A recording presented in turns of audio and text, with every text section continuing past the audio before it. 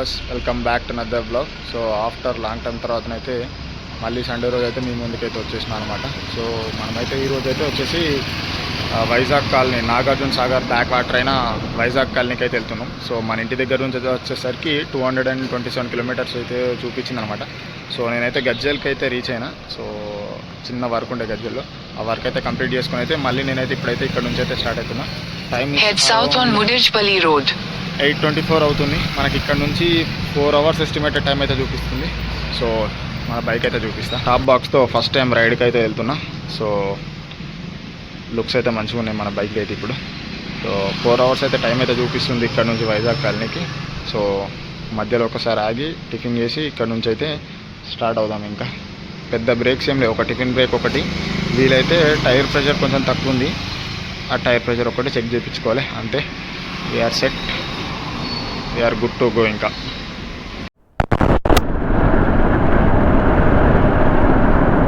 So ORR దగ్గరికి అయితే వచ్చేసినాం. సో ఇక్కడ నుండి అయితే మనం లెఫ్ట్ తీసుకొని సర్వీస్ రోడ్ త్రూ అయితే వెళ్ళిపోవాలి.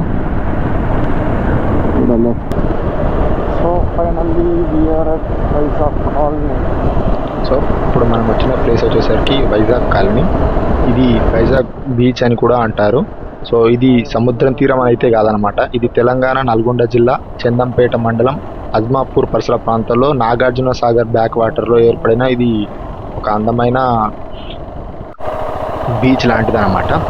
దీనికి వైజాగ్ కాలనీ అని పేరు రావడానికి గల కారణం ఏంటంటే, ఈ నిజాం సాగర్ ప్రాజెక్టు నిర్మాణం సమయంలో విశాఖపట్నం నుంచి వచ్చిన వలస మత్స్యకారులు ఉంటారు కదా, వాళ్ళు ఇక్కడ స్టే చేయడం వలన వాళ్ళకు గుర్తుగానైతే దీనికి వైజాగ్ కాలనీ అని పేరు అయితే రావడం జరిగిందనమాట. ఇది చుట్టూ నల్లమల కొండల మధ్య విస్తారమైన ఇసుక తిన్నెల మధ్య ఇదొక మినీ గోవాగా అని కూడా చెప్పడం జరుగుతుంది అనమాట ఈ వైజాగ్ కాలనీని. ఇక్కడ మెయిన్ ఆకర్షణ పాయింట్లు ఏంటిదంటే, బోటింగ్ ఒకటి, ఫ్రెష్గా దొరికే చేపల కూర ఇక్కడ ఫ్రెష్గా చేసి ఇస్తారనమాట. సో అవే ఈ వైజాగ్ కాలనీ యొక్క స్పెషల్ అనమాట. సో మేము వచ్చిన టైంకి అయితే 2 అయింది. బాగా హ్యూమిడిగా ఉండేది అనమాట. సో నేను ఎక్కువసేపు అయితే టైం స్పెండ్ చేయలేదు. మీరైతే ఇప్పుడైతే డ్రోన్ షాట్స్ ఎంజాయ్ చేయండి.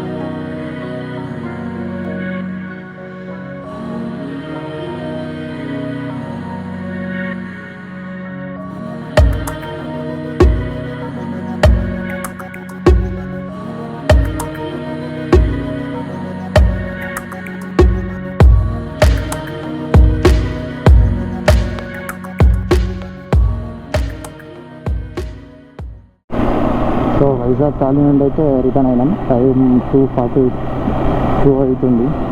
సో ఇక్కడ ముందు దీనికి అయితే శివుంది లొకేషన్ మంచిగా అనిపించింది.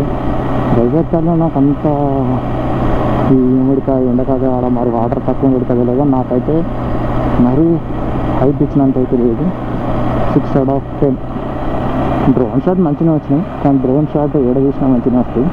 సో మనకు ఏమైనా ఫీల్ రావాలి. ఆ ఫీల్ అయితే నాకు అనిపించలేదు. 220 కిలోమీటర్స్ వెంటలేకపోయినాకైతే నాకైతే అనిపించలేదు. సో ముంగడ ఒకటి శివుంది స్టాచ్యూ అనిపించింది. సో అక్కడికైతే వెళ్తున్నాం. ఒక 10 కిలోమీటర్స్ అదే.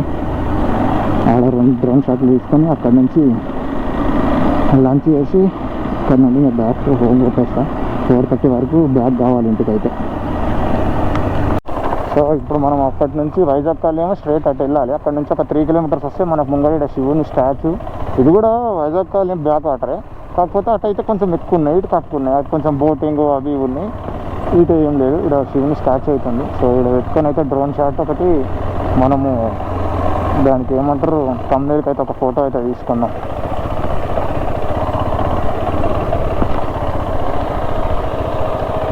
సూపర్ ఉంది. ఒక 20 feet ఉంటుంది అనుకుంటా ఈజీగా. సూపర్ ఉంది.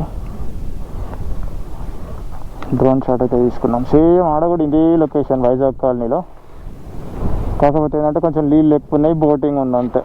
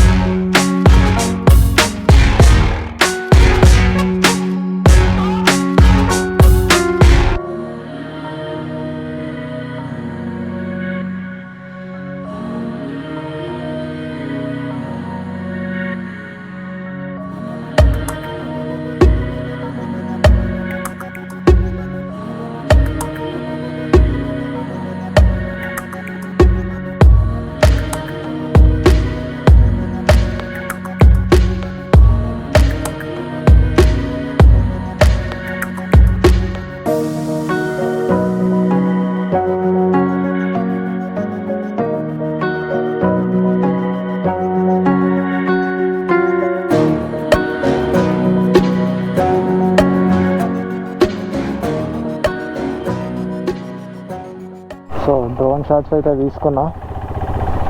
ఇక్కడ నుంచి మనకు 427 కిలోమీటర్స్ 425 కిలోమీటర్స్ చూపిస్తుంది. 8 వరకు రీచ్ అవుతామని చెప్తుంది. సో డ్రోన్ షాట్స్ అయితే తీసుకున్నాం. కొద్దిసేపు అయితే టైం స్పెండ్ చేసిన. టైం వచ్చేసరికి 3:16 అవుతుంది.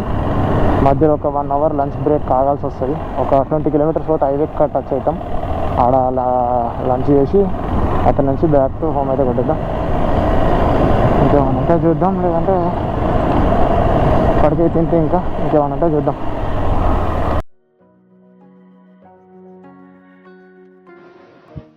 సో ఇప్పటికైతే ఇంతే వీడియో. ఈ వీడియో కనుక మీకు నచ్చినట్లయితే లైక్, షేర్ అండ్ కామెంట్ అయితే చేయడం అయితే మర్చిపోకండి. Until then next time, bye.